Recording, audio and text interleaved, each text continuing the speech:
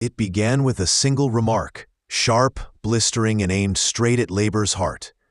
On one side, Andy Burnham's name floated like a storm cloud over Westminster, his allies whispering of fresh leadership. On the other, Sacha, Manchester's nightlife czar, unleashed a fiery tirade about broken promises, reckless taxes, and a party drifting too far from the people it vowed to serve. The studio crackled with tension. Each exchange felt like dry tinder catching flame. And then, an ending nobody saw coming.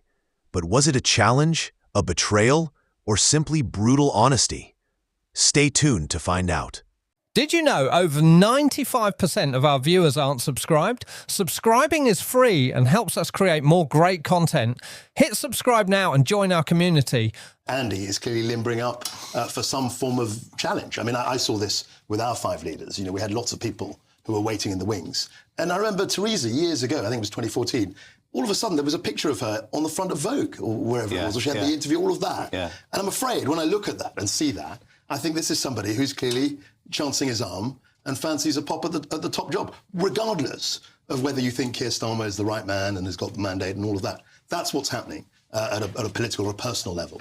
And I think Andy he's not showing loyalty. I think he should be a team player. I know him. I think what Sacha said about him is true. I think he's a personable guy. That point was powerful. He's the same person in public as he is in private. And I dealt, when he was Mayor of London, I was Secretary of State for Business. I had dealings with him, and he's a very personable guy.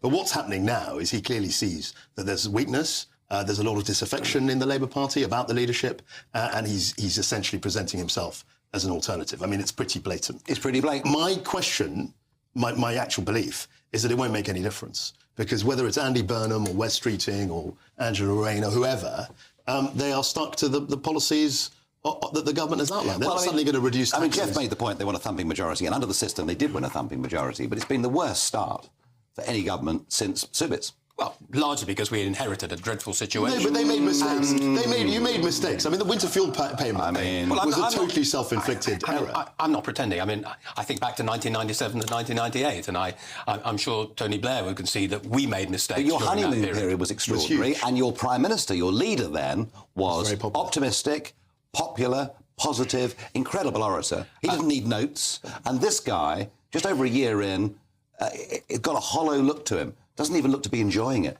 I think he's had a much tougher time than we had between 97 and 98. Actually, the economic situation we inherited was probably much better than we thought, whereas actually the inheritance this time has been much worse than they thought. No, but they had self-inflicted mistakes. I mean, when they came in, there was a measure of goodwill, because everyone said, oh, the chaos of the Tories and all of that.